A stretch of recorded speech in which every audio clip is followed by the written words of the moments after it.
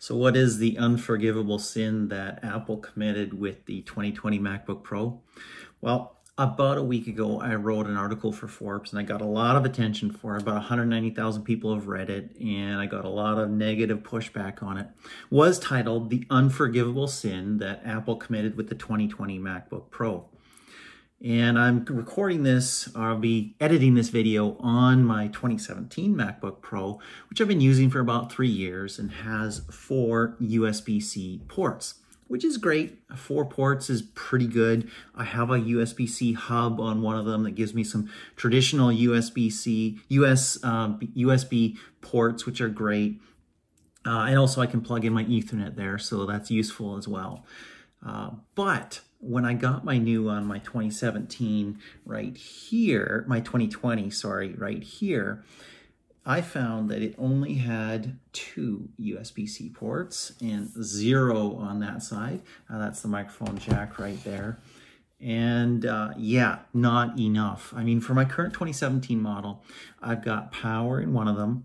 I've got my secondary monitor in another one.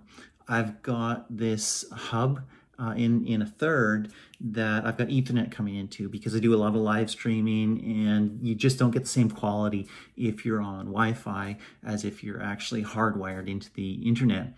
And then I've got one free, but that one free, if I'm live streaming or doing a podcast or something like that, guess what? It's my Rode Podcaster over there that you see in front of the iMac that I'm restoring an operating system to. So bit of a challenge here. And this is not cheap, right? I mean, there's some pretty inexpensive Windows machines that are out there that have easily 7 ports or more. And I'm talking $300, $400, $500 machines. Well, guess what? I mean, the base model of the MacBook Pro 2020 13-inch model is $1,300 US in the US store, right? And that is just a 1.4 gigahertz quad-core processor. It's not that beefy of a machine, and it only has the 2 ports. So that's a bit of a challenge in my mind. The mid-range one has also 1.4 gigahertz quad-core processor, also just the 2 ports. Now, 2 ports on maybe a consumer machine is not horrific. Perhaps somebody could say, hey, just buy a hub, right? Well, I have a hub, and there's some challenges with hubs. First of all, if you want a really good one, it can be over $100. That just adds to the price of the machine, right? It just adds to the cost of everything you're putting together. Also, it's another thing lying around, which is another problem. There are some cheaper ones, $30, $50, different things, but there's also some reviews for some of those on Amazon that suggest that when you plug all the things, when you fill in all the ports and all the plugins on those, they overheat and have some reliability issues. And I'd be using that quite frequently. Also, the way I happen to put my laptop is I don't use my laptop just on the desk. I actually have it up on a stand. The one I currently use, my daily driver right now, is right here up on a stand.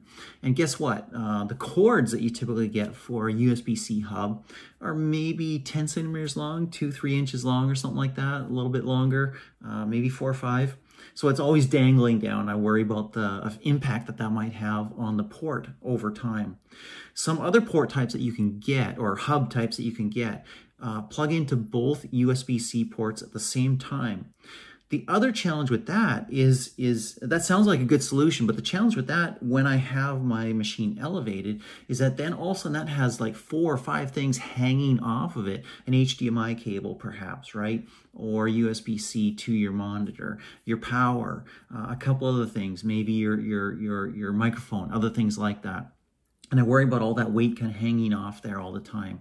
So I've decided that, yeah, I'm returning this machine, which in all other ways is perfectly adequate to what I need to do, and I've ordered another machine. And so I actually went with the 2 gigahertz quad-core processor. It's a 10th generation i5. I actually upgraded that on the top-level machine. I upgraded to, what did I get? I got the i7, yeah, Intel Core i7, turbo boost up to 4.1 gigahertz. We'll see how often it turbo boosts, right? 2.3 gigahertz is the base. And it is a quad core as well. So that'll have all the power that I need. And guess what? It has the 4 ports that I really need. My key thing that I'm saying to Apple here, and that's the unforgivable sin part, is look, if you're going to call it Pro, if you're going to put those 3 letters on a machine, it can't just have 2 ports. Pro users connect stuff. They connect mics, they connect power, they connect monitors, they connect other things, and they can't always use a hub, or they don't always want to. You're probably going to use a hub anyways if you're going with a Mac and it's got USB-C, because guess what? You need to plug in traditional USB stuff all the time. Almost all the accessories you get these days come with that big old USB-C thing, so you can't just use this cable all the time. It doesn't have enough ports for you, so you're gonna have to get more and gonna have to get a hub. But that shouldn't be an absolute requirement for a machine that's marketed as Pro, and that's the unforgivable sin.